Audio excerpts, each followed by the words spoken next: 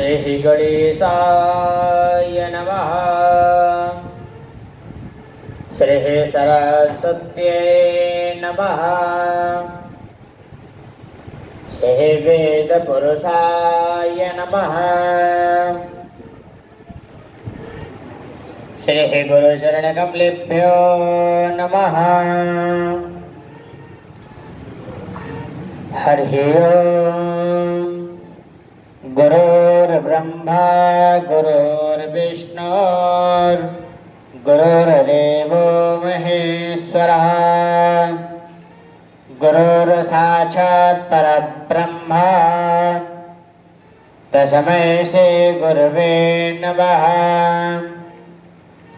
अखण्डमण्डलाकारं व्याप्तं येन चराचरं तत्पदं दर्शितं येन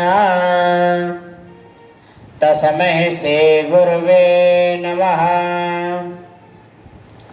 अखण्डमण्डलाकारं व्याप्तं येन चराचरं तत्पदं दर्शितं येन तस्मै श्री गुरवे नमः। तस्मै श्री गुरवे नमः। ओम गजाननलम्बोदगणादिसेवितं कपिध्वजम्बो फलचारुभक्षणम् उमासुतं शोकविनाशकारकं नमामि विघ्नेश्वरपादपङ्कजम्। वाणानां संघानां रसानां छन्दसामपि मंगलानां जगर्दारो वन्दे वाणीं विनायकं। भवानी शंकरो मध्ये विश्वः स्वरूपिणो।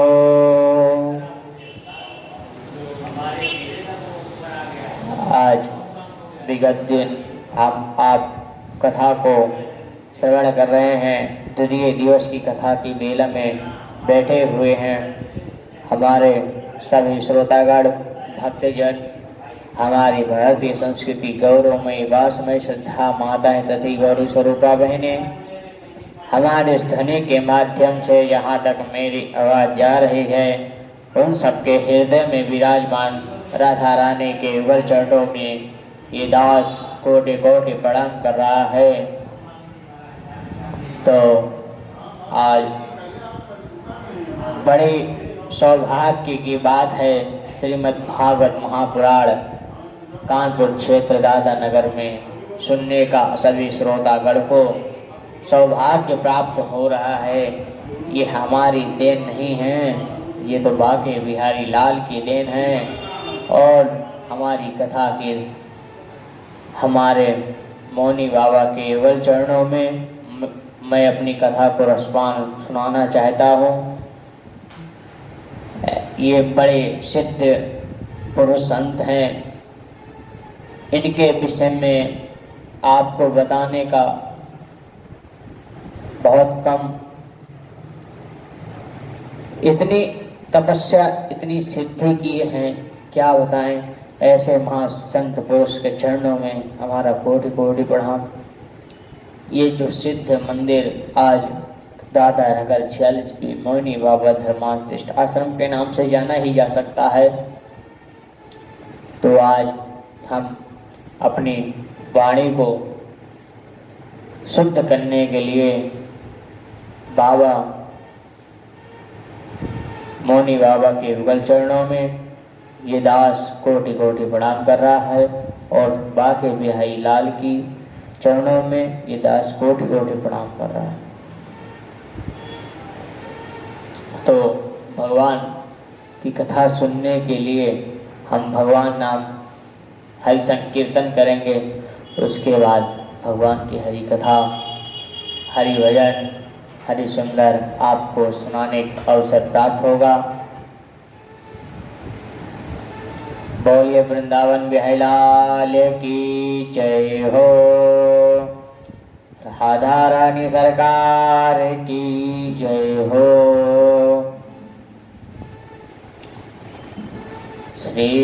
श्रीमन्नारायण नारायण नारायण, श्रीमन्नारायण नारायण नारायण, लक्ष्मी नारायण नारायण नारायण, लक्ष्मी नारायण नारायण नारायण, रटमन नारायण नारायण नारायण, रटमन नारायण नारायण नारायण, गोविंद नारायण नारायण नारायण, गोविंद नारायण नारायण नारायण, चलते नारायण नारायण नारायण, चलते नारायण नारायण नारायण, सोते नारायण नारायण नारायण, सोते नारायण नारायण नारायण, मुख में नारायण नारायण नारायण, मुख में नारायण नारायण नारायण, मुख में नारायण नारायण नारायण, श्रीमन्नारायण नारायण नारायण, लक्ष्मी नारायण नारायण नारायण। बोले वृंदावन बिहारी लाल की जय हो। आज के आनंद की जय हो। राधा रानी सरकार की जय हो। आज हम सभी गुरुजनों के युगल चरणों में कोटि कोटि प्रणाम दास करेगा और संत महापुरुष के चरणों में ये दास कोटि कोटि प्रणाम कर रहा है। हमारे ही समिस्त देवी देवता के युगल चरणों में ये दास कोटि कोटि प्रणाम कर रहा है। जो आज हमारी देन नहीं है व्यासपीठ पर बैठने की, ये तो गुरु की कृपा, भगवान की कृपा बरसती रहे हमारे ऊपर। क्यों? भगवान की कृपा जब तक होती है तभी तक आदमी आगे कार्य कर सकता है। और हमारे गुरुजनों की कृपा ऐसी है कि सौभाग्य ये है कि हम जो गुरुजनों से पहले वो हमारा प्राप्त होता है। जैसे हम विगत हमारा ही कुछ मन कर रहा था, हम अपने गुरु जी के चरणों में जाकर हम नमन करेंगे, हम कहेंगे गुरु जी हमको भागवत सिखा दीजिए।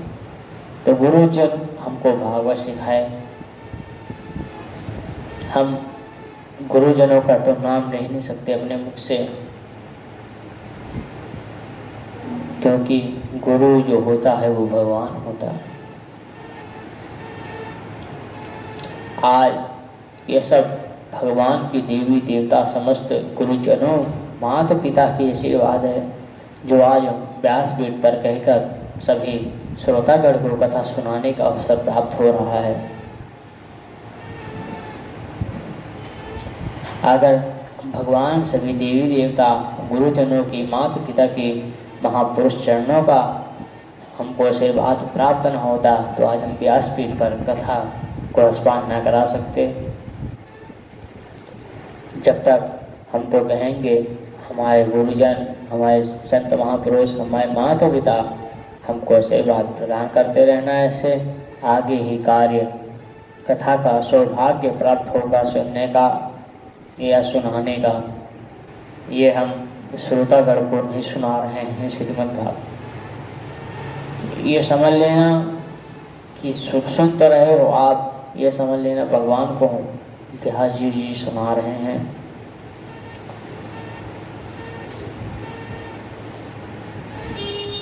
जैसे कथा में आता है, सुखदेव भगवान व्यासपीठ पर बैठकर सभी श्रोतागण को कथा सुना रहे थे।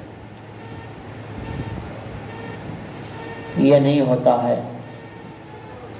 व्यास उसे कहते हैं जो ज्ञान और अज्ञान, ज्ञान में बड़ा हो अज्ञान में वृद्ध हो, उसे कहते हैं व्यास।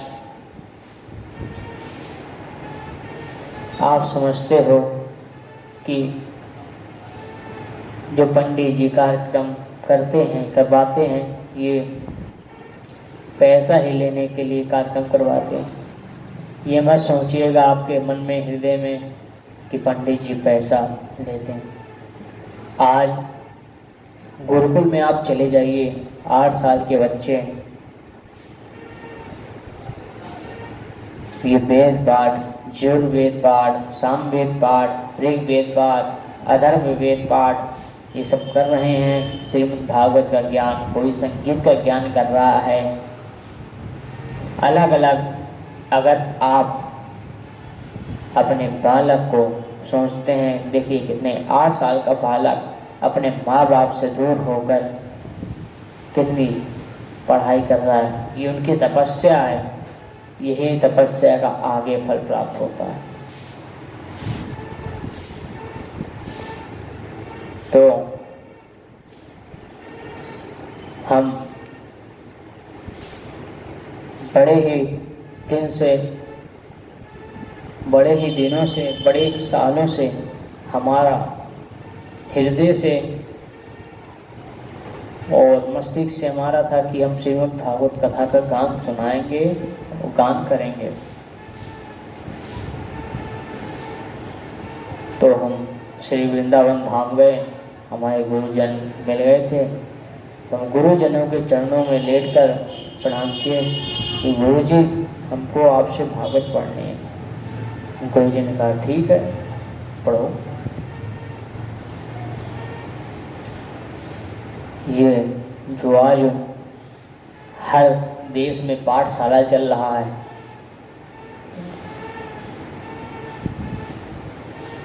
जो पटुक ब्राह्मण पढ़ रहे हों, आप भी एक बार जाइए आश्रम पे। आप भी तो उनकी माँ हो, आप तो सगे बेटे को मानती, वो भी आपका बेटा ही माना जाएगा। छोड़िए, अगर आजकल के बच्चों को ना 8 साल की उम्र भी छोड़ दो ना, माँ बाप को तो याद आती रहती है, बेटों को भी याद आती रहती है। तो यहीं से हम कथा का बहुत विलम्ब हो रहा है। कथा को आगे ही बढ़ाने का सौभाग्य प्राप्त हो आप सभी को, सुनाने का हमको अवसर प्राप्त हो। कथा जितनी ही सुनो उतनी ही कम है। कथा जितनी ही सुनोगे उतनी ही कम है। तो आइए भगवान कृष्ण की लीला, भगवान कृष्ण की रचयिता हम लोग सुनते हैं और ऐसे संत महापुरुष ऋषिगण के रचयिता सुनते हैं। बोले वृंदावन बिहारी लाल की जय हो। श्रीमद् भागवत महापुराण की जय हो। तो ऋषि ने पहले प्रश्न किया किम श्रेया। क्या किया प्रश्न में? किम श्रेया, प्राणी मात्र का कल्याण कैसे हो। जो जप करे, तप करे, हवन करे, पूजा करे, पाठ करे, वो कौन सा ऐसा कर्म करे कि जिससे उनका कल्याण प्राप्त हो जाए। दूसरा प्रश्न किया शास्त्र सहारा की। शास्त्र अनेक हैं और जिनके शास्त्र हैं, जितने जिसके साथ शास्त्र हैं उतने तरह की बात की गई है। रामचरितमानस में अलग शास्त्रों का वर्णन गाया है, भागवत जी में अलग वर्णन गाया गया है, पद्म पुराण में अलग शास्त्र का रचयिता गाया गया है। ऐसे ही मंत्रों की अलग अलग विधान, अलग अलग शास्त्र का अनुवाद किया गया है। जैसे आपको हम एक मंत्र बता रहे हैं, हरि ओम गणानंतवा गणपति गुंगावामहे प्रियाणंतवा प्रियपति गुंगावामहे निधेनान्तवा निधिपति गुंहावामहे वसो मम अहमजानि गर्भाधामा त्वमजासि गर्भाधम्मा। ये गणेश भगवान का मंत्र है। ये वैदिक मंत्र है। लौकिक मंत्र में अलग अलग ध्यान आ जाते हैं। लौकिक उसे कहते हैं। वैदिक मंत्रों के द्वारा वेद पाठ जो ब्राह्मण उच्चारण कर रहा है उसकी ध्वनि सुनकर आदमी के अंदर दिल गदगद हो जाता है। तो ऐसा कहा गया है। उनका सार क्या? हमारा तीसरा प्रश्न आया है। तीसरा प्रश्न क्या आया है? स्वारः तरः प्रयोजनम। भगवान के इसका इस धराधाम पर अवतार का प्रयोजन किया है। तो कहते हैं भगवान रावण ने और कंस का वध करने आते हैं। रावण ने और कंस ने वध करने के लिए आते हैं। तो कोई कहता है देवकी वासुदेव को वरदान दिया था।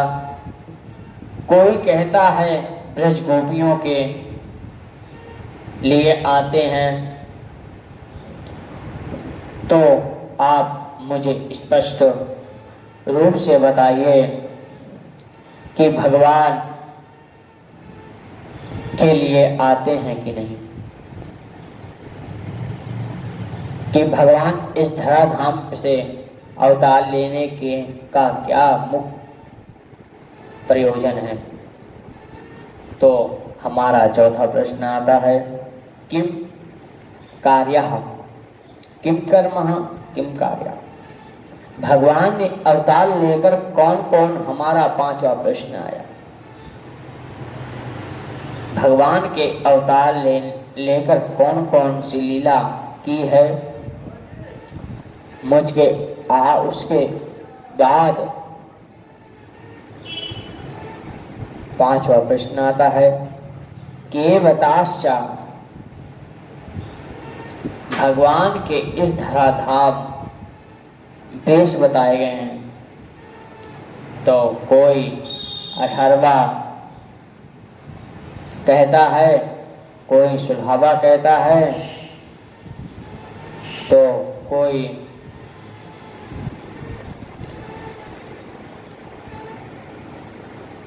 तो यहाँ कहता है कि एक रामचरितमानस में दोहा आता है, हरि अनंत हरि कथा अनंता कहीं सुनहि बहुविधि सब संता। राम सिया राम जय जय राम। भगवान ने अवतार और भगवान की कथा अनंत है। तो हे सूत जी महाराज, आप मुझे स्पष्ट बताइए भगवान ने इस धराधाम में कितने अवतार हुए। तो हमारा छठवां प्रश्न आया, बहिरासि योगेश्वरः कृष्णो ब्राह्मणे धर्मावारिणे स्वयं काष्ठा मंदुनेताम धर्म संसार कर्ण। भगवान का तो संकल्प है, जब जब होई धर्म की हानि गाढ़ही असुर धर्म अभिमानी। जब तक धरही प्रभु विधि शरीरा हरहि दया निधि सजन पीरा। जब जब इस पृथ्वी पर धर्म की हानि हो और अधर्म की वृद्धि हो जाती है, भगवान विभिन्न विभिन्न रूपों में अवतार लेकर इस धराधाम पे हरण करते। तो भागवत जी में पहले अध्याय में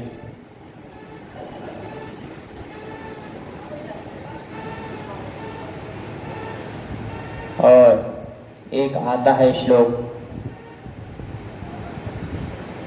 दूसरा श्लोक आता है कि भागवत 1:2 यम प्रव्रजन्तमपेतमपेतकृत्यं द्वैपायनो विधाकान्तर्याजुहावा पुत्रेति तन्मयतया तर्वो विनिदुस्तं सर्वभूतहृदयं मुनिमानतोऽस्मि। नारायणं नमस्कृत्यं नरं चैव नरोत्तमं देवीं सरस्वतीं व्यासं ततो जयमुदीरयेत्। तो आज जो सुखदेव जी महाराज 12 वर्ष तक मातृ गर्भ में वास किए और जन्म लेते ही वन की ओर चले गए, तो पुत्र के बहराई वेदना और व्यास जी नहीं सह पाए। तभी तो प्रथम दिवस की कथा में आता है कि मात के गर्भ में 12 वर्ष तक वास किया, जन्म लेते ही वन की ओर चला गया और व्यास जी से सहा नहीं गया, पुत्र पुत्र कहकर पुकारने लगे पर पुत्र नहीं रुका। तो वैसे ही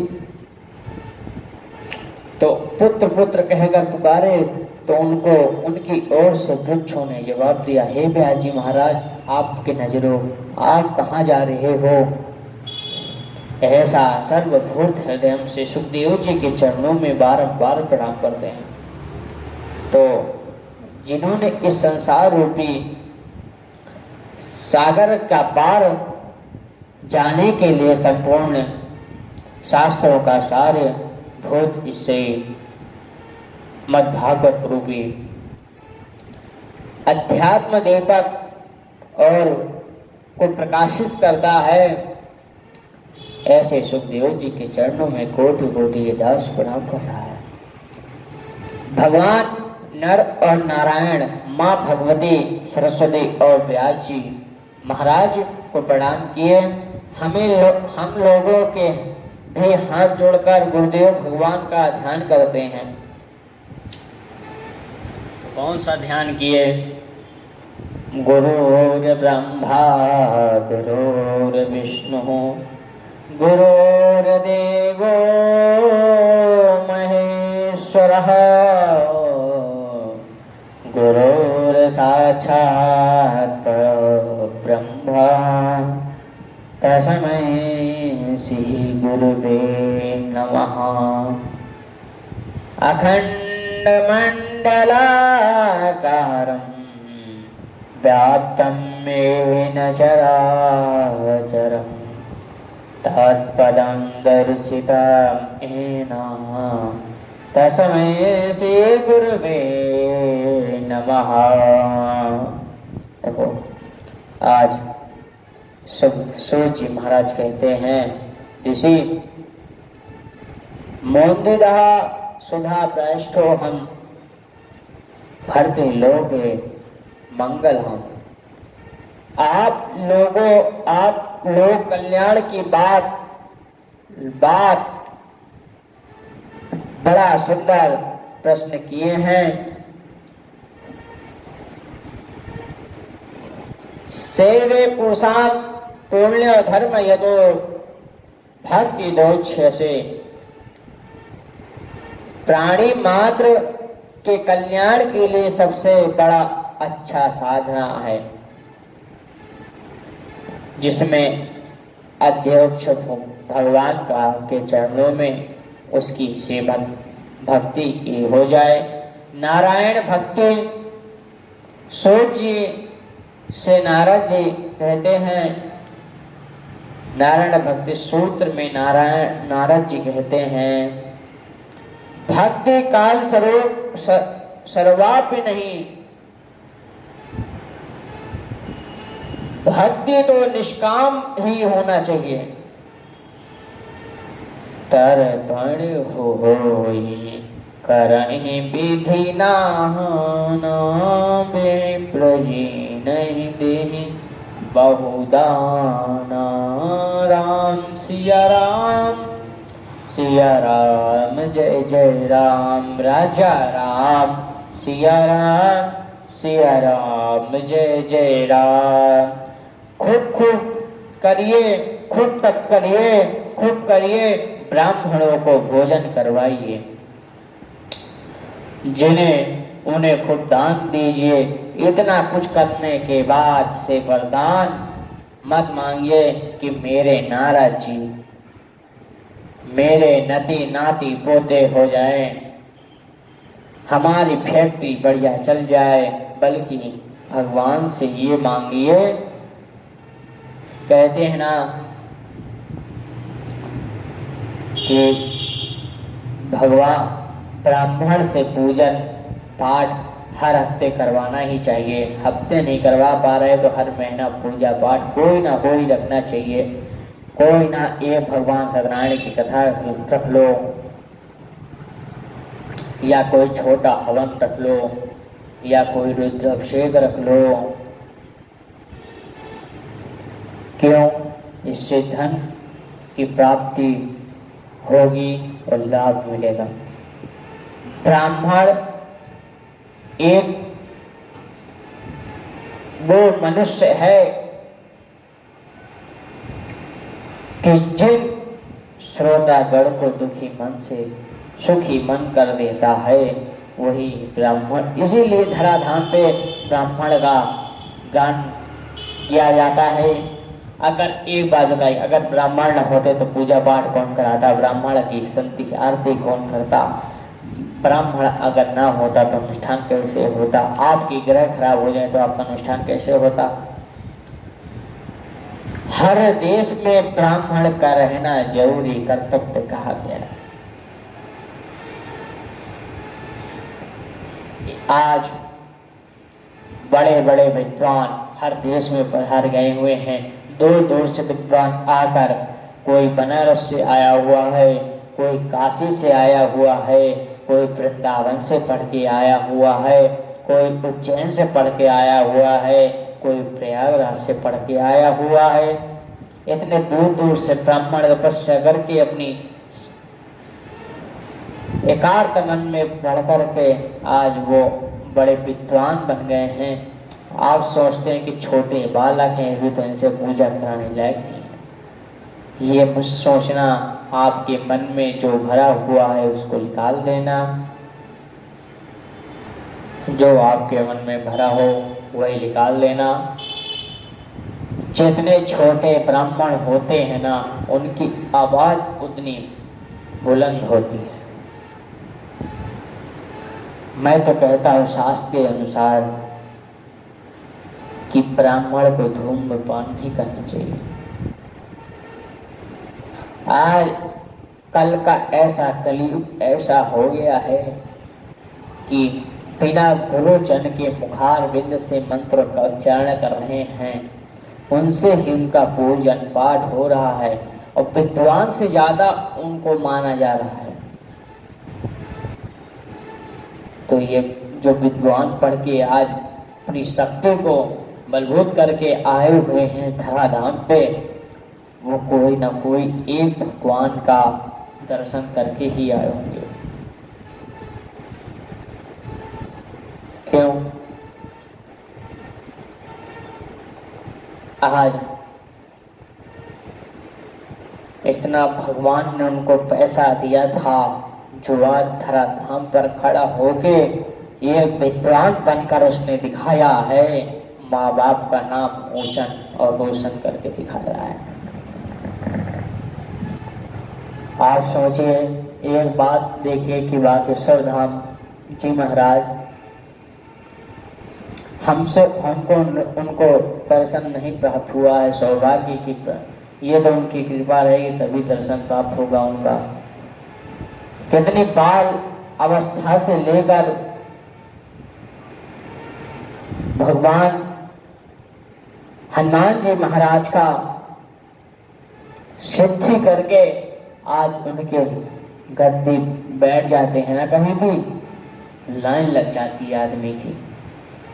ये तो सोचते हैं श्रोता की देन है, ये तो किसी उनकी गुरुजनों की देन है, उनकी भगवान की देन है।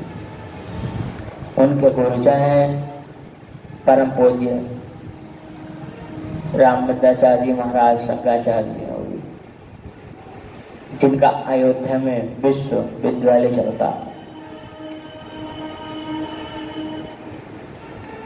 बड़े बड़े व्यास और बड़े बड़े विद्वान आज अगर कहीं खड़े हो जाते हैं ना, तो लाइन लग जाती है श्रोतागढ़ की। हमें वो लगता है बागेश्वर धाम महाराज जी से सभी लोग को सौभाग्य प्राप्त नहीं हो पाता, बहुत कम लोग मिल पाते हैं।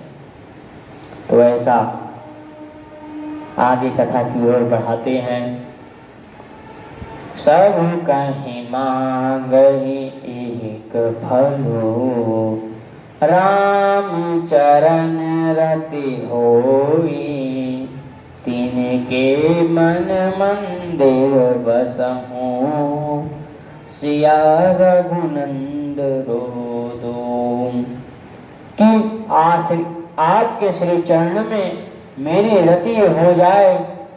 सोच कहते हैं धर्म का भली भांति अनुष्ठान करने के बाद भी भगवान के चरणों में रति हो जाती है, तो स्वमेव ही केवलम उनके द्वारा किया हुआ सारा धर्म अधर्म मात्र ही आपके धर्म अपवर्ग के लिए है और धर्म अधर्म के लिए है। लेकिन आज दुर्भाग्य धर्म को अधर्म साधना बना लिया है। अधर्म जरूर धर्म के लिए, लेकिन अधर्म के लिए बिल्कुल नहीं है। ये जीवन उस जीवन धन जगदीश के लिए है, लेकिन एक सत्याम विप्रह बंधे बांधितः, जो तत्व एक है इसलिए अनेक नामों से पुकारा जाता है। ब्रह्मा तो परमामेति भावना नेति शब्दयते, उसी के ब्रह्म परमात्मा और भगवान इत्यादि अनेक नामों से जाना जाता है, लेकिन वास्तव में वह तत्व एक ही है। हनुमत नाष्टकाम में हनुमान जी महाराज कहते हैं, क्या कहते हैं हनुमान जी महाराज? ये सोहव समुपते शिव इति ब्रह्माद विनोदी, बुद्धो बुद्धि इति प्राण पंखः, करोति नेयाधिकः, अविनाशेन सानरातः, कर्मोति किमीशं शक्तः। स्वयों ने विंध्यलो वक्षिता फलम तोष्टि हरि, कि वो तत्व एक है, लेकिन उसी एक तत्व में सो शिव कहते हैं, जिसका नाम है शिव भगवान। शिव के नाम के साथ शक्ति नाम से बौद्ध है, बुद्ध के नाम से मीमांसक, कर्म के नाम से जैव अनेक, हन्ना के नाम से जैनाधिका, कर्ता के नाम से वेद गिनता, ब्रह्मा के नाम से सन्यासी, परमात्मा का नाम से पुकारते हैं, और भक्त भगवान के नाम से पुकारते हैं, लेकिन वास्तव में वह तत्व एक ही है। सूत जी कहते हैं, ऋषियों जिनने भी जब तप यज्ञ अनुष्ठान पाठ हवन इत्यादि किया जाता है, वो सब भगवान श्री हरि के प्रसन्न के लिए किया जाता है। भगवान को मनाने के लिए किया जाता है अनुष्ठान, तप होम जब ये सब पाठ भगवान को मनाने के लिए किया जाता है। उसके बाद सूत जी महाराज भगवान के लिए अवतार के बारे में गिना रहे हैं। जैसे आकाश में अनगिनत तारे हैं, पृथ्वी में अनगिनत भूतकरण हैं, वैसे ही भगवान इस धराधाम पर अनंत कुमार हुए हैं। लेकिन मुख्य रूप से भगवान इस धराधाम पर 24 अवतार लिए हैं। भगवान कितने अवतार लिए इस धराधाम पर, कोई पूछे तो बता देना। 24 अवतार लिए। सूत जी कहते हैं, ऋषियों भगवान का पहला अवतार सनक सनंदन सनातन और सनत कुमार इन 4 ब्रह्मचारियों के रूप में हुआ है, और अखंड ब्रह्मचर्य का पालन किया। भगवान दूसरा अवतार वराह के रूप में हुआ और पृथ्वी के रसातल से उद्धार किया। प्रभु का तीसरा अवतार श्री नारद जी के रूप में हुआ। चौथा अवतार नर नारायण के रूप में हुआ। इस अवतार के बाद भगवान का 5 अवतार कपिल देव के रूप में हुआ है, और जिसमें संख्या दर्शन उपदेश दिया है। भगवान का 6वां अवतार दत्तात्रेय के रूप में हुआ है।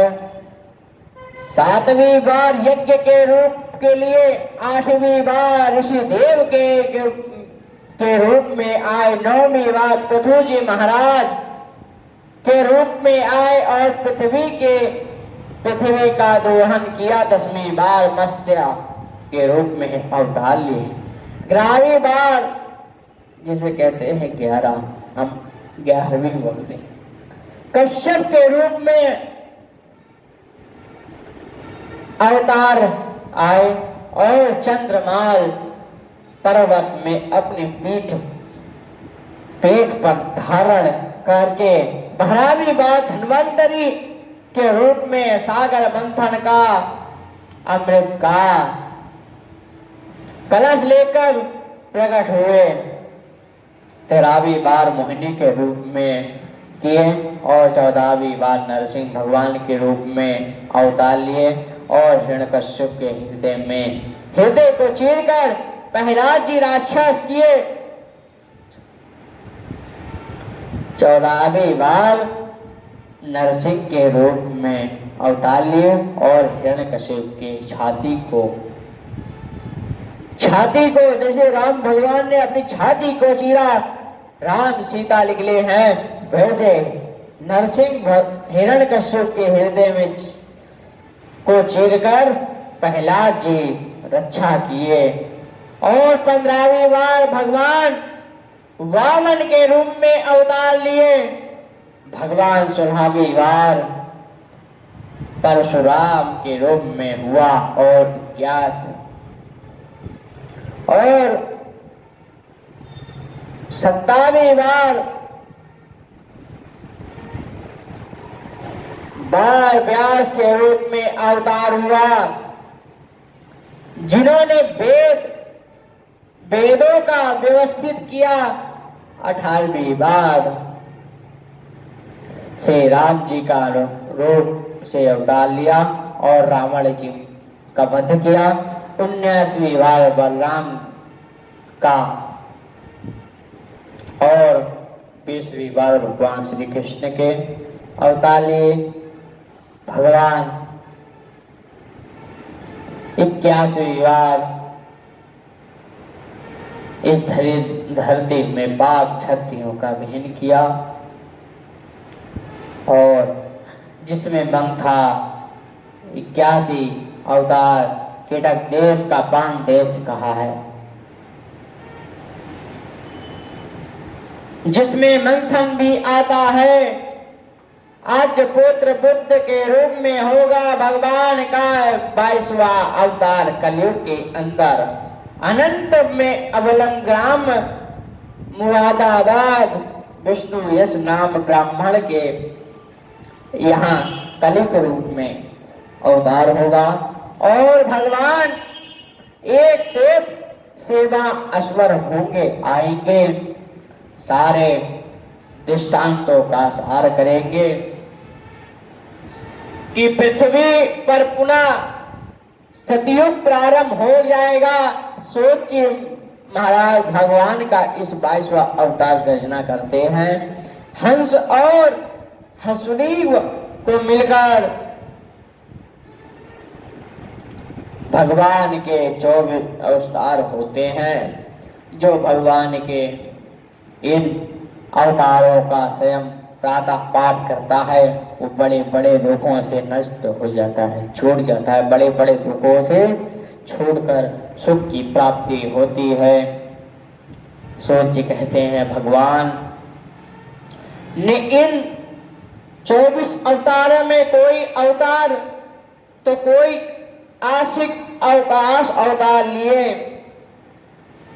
तो श्री कृष्ण अवतार नहीं, अवतारी पुरुष हैं, अंश नहीं अंशी हैं। जहाँ या पृथ्वी अवसारों के अत्याचार पीड़ित होती है और भगवान विभिन्न रूपों से अवतार लेकर धराधाम पर हल्ला करते हैं। सूर्य जी कहते हैं भगवान इन अवतारों की कथा भगवान नाम का पुराण, भागवत नाम का पुराण है जिसकी रचना व्यास जी ने की है और अपने परायण पुत्र सुखदेव जी को पढ़ाया और जब परीक्षित जी को 7 दिन में मरने का श्राप मिला तो यही पुराण राजा परीक्षित को सुनाए। सौनकादि ऋषि सूत जी महाराज जी से प्रश्न किए, हे सूत जी महाराज, वेद व्यास जी 17 पुराण लिख चुके हैं और एक वेद के 4 वेद कर चुके थे, महाभारत की रचना कर दी थी, फिर उन्होंने भागवत की रचना क्यों की? व्यास जी पुत्र सुखदेव जी को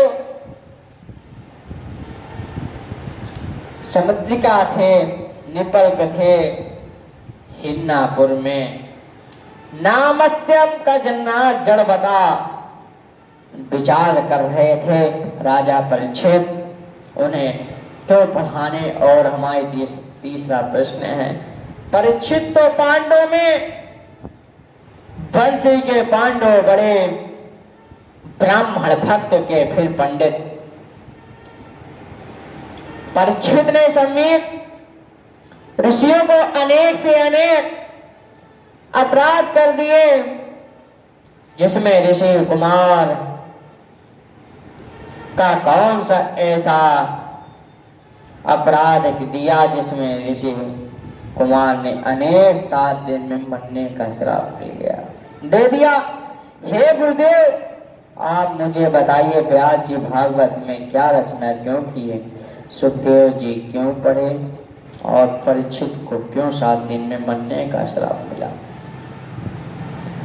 भागवत की रचना भागवत के वक्ता और भागवत के श्रोता के बारे में तीसरा बड़े बड़े विस्तार से बताइए। तो सूत जी महाराज कहते हैं, सुनो ऋषि, बात या उस समय की है जब इस चतुर योगी का तीसरा द्वापर युग चल रहा था। उसका समय उपाचारी वासु की कन्या सत्यवती के गर्भ में पराशर ऋषि के द्वादश भगवान के काला अवतार से व्यास जी का जन्म हुआ। हे पराशर ऋषि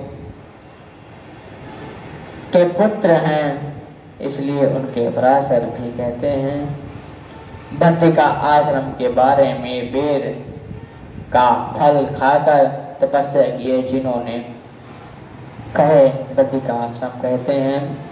एक बद्रिका आश्रम है वृंदावन में, जिन्हें 32 गुरु जी भी कहा जाता है। आप तो वहां भी एक बैर का पेड़ है, वहां भी फल आता है। हमें लगता वही होंगे या हमें ऐसा अंजाद और हो रहा है, ऐसा मन में वो अभिलाषा हो रही है, पर हो सकते हैं और कोई भी हो। पर मेरी बात को कोई अपने ऊपर मत उतारना, ये तो मैं ऐसे ही कह रहा हूँ, शायद वो हो सकते हैं या नहीं। तो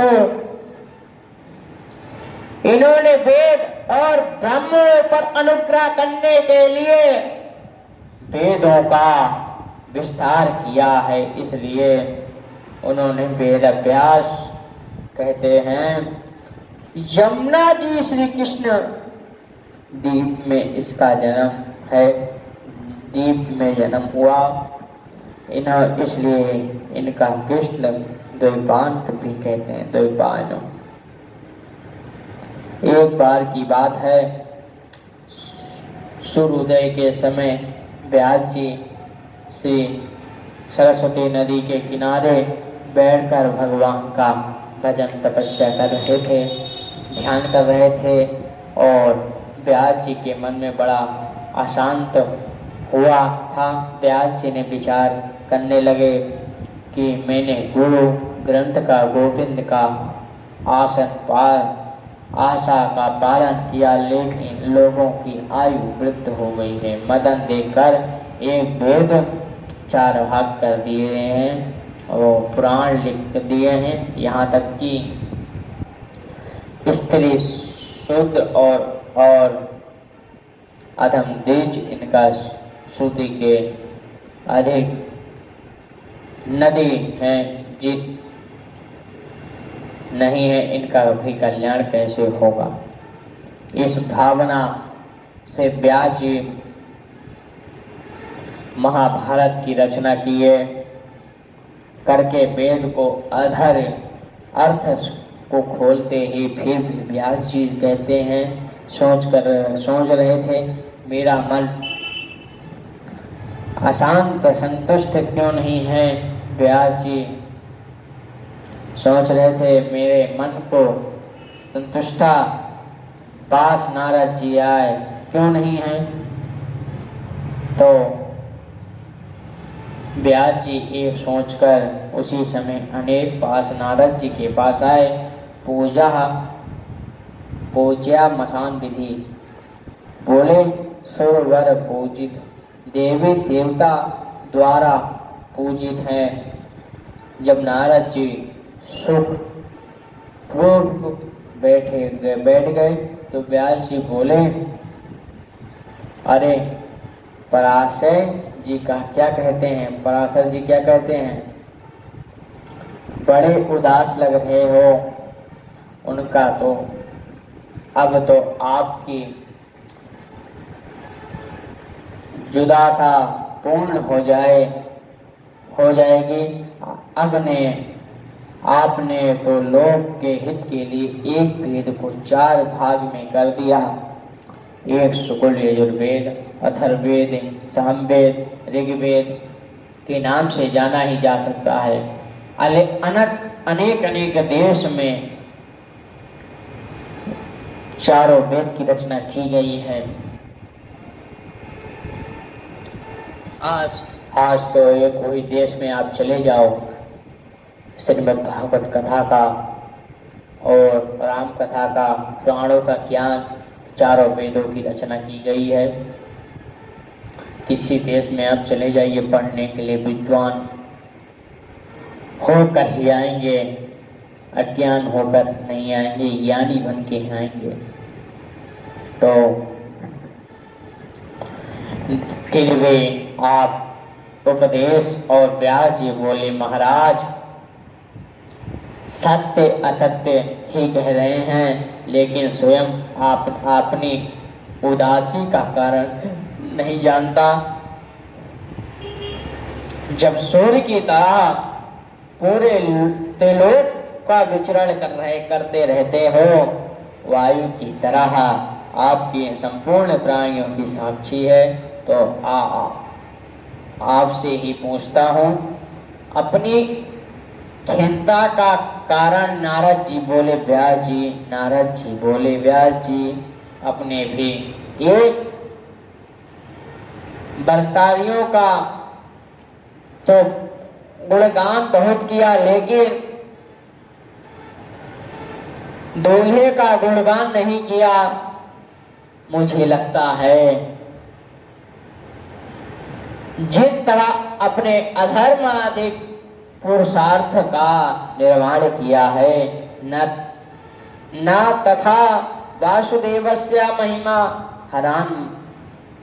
हायानुवर्णितम, भगवान की महिमा का वर्णन अपने उस तरह से नहीं किया है, आपने उस तरह से नहीं किया। और व्यास जी मुझे लगता है जी, जिनमें भगवान की महिमा का वर्णन न हो, उसमें को ये रमण का कल्प कर जाते हैं। लेकिन मन सरोवर के विचार करने लगे। हंसी कभी नहीं उनके रमण नहीं करते हैं। जिसने शास्त्र का, पुराण का भगवान श्री हरि भक्ति दिखाई ना दे, उसे कभी पढ़ाना सुनाना नहीं चाहिए। भले ही ब्रह्मा जी स्वयं अपना बचना क्यों ना किए हो। तो आज नारद जी व्यास जी, नारद जी कहते हैं व्यास जी, भक्ति निवास हो ये अच्छी बात है, लेकिन भगवान का भाव से रहित हो नहीं होना चाहिए। फिर भी व्यास जी अपने धर्म के नाम से कुछ हासिल करने का अभ्यास दे दिया। जैसे अपने कहा, वैदिक हिंसा न भवति, कि वैदिक हंसी हिंसा न होती तो लोग आपका भाव तो समझ नहीं, बल्कि आपकी बात को प्रणाम मान कर बैठ गए। आपका भाव ये था कि जो रोज पशुओं की बलि दी जाती रही, तो भगवान कारम का यज्ञ करके एक परशु की बलि देगा और रोज पशुओं का हिंसा हो जा रही है।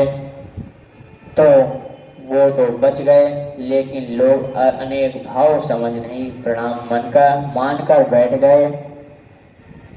व्यास जी,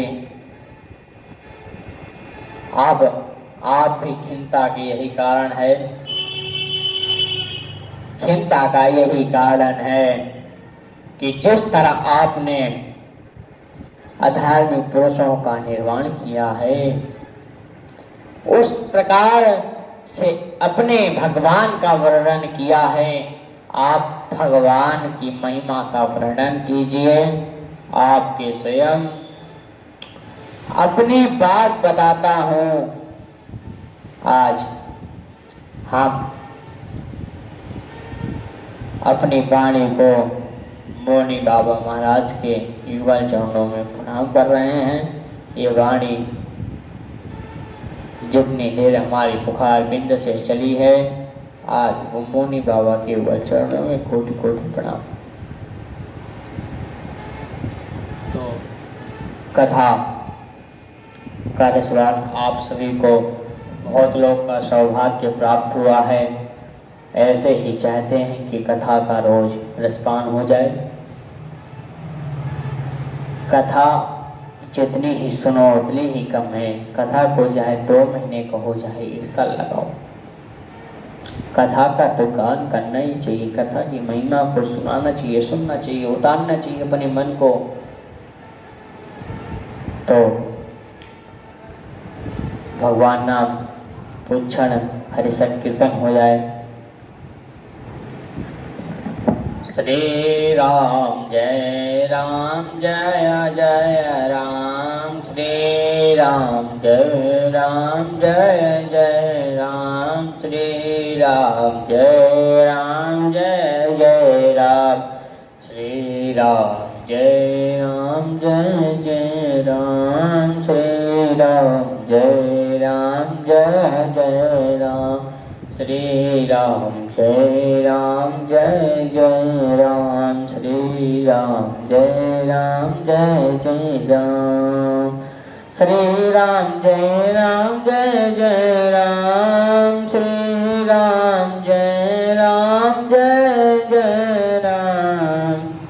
श्री राम जय जय राम, श्री राम जय जय राम।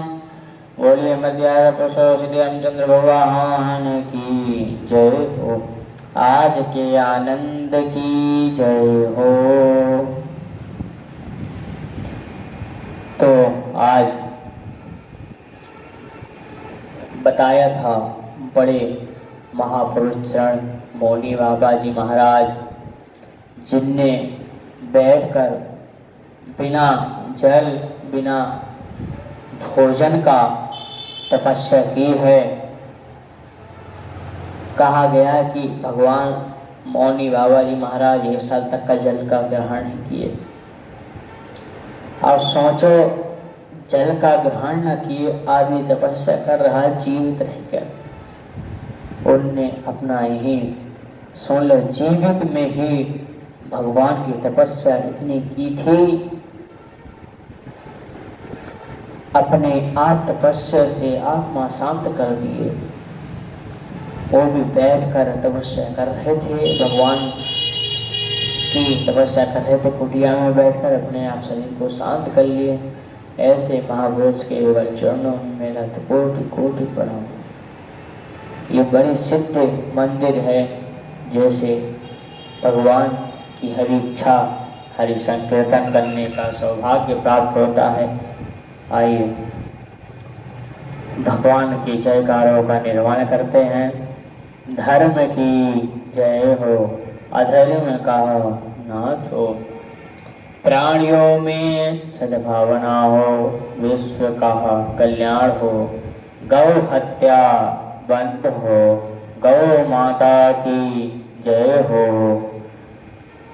मौनी बाबा की जय हो, हनुमान जी महाराज की जय हो, शंकर भगवान की जय हो, काल भैरव भगवान की जय हो, दुर्गा मैया की जय हो, ठाकुर जी महाराज की जय हो, धर्म की जय हो, वैदिक कल्प काया परिवार की जय हो, अपने माता पिता की जय हो, हमारे गुरुजन की जय हो, समस्त गुरुजनों की जय हो। नमः पार्वती पते हर हर महादेव शंभो। नमः पार्वती पते। हर हर महादेव। जय जय श्री राम।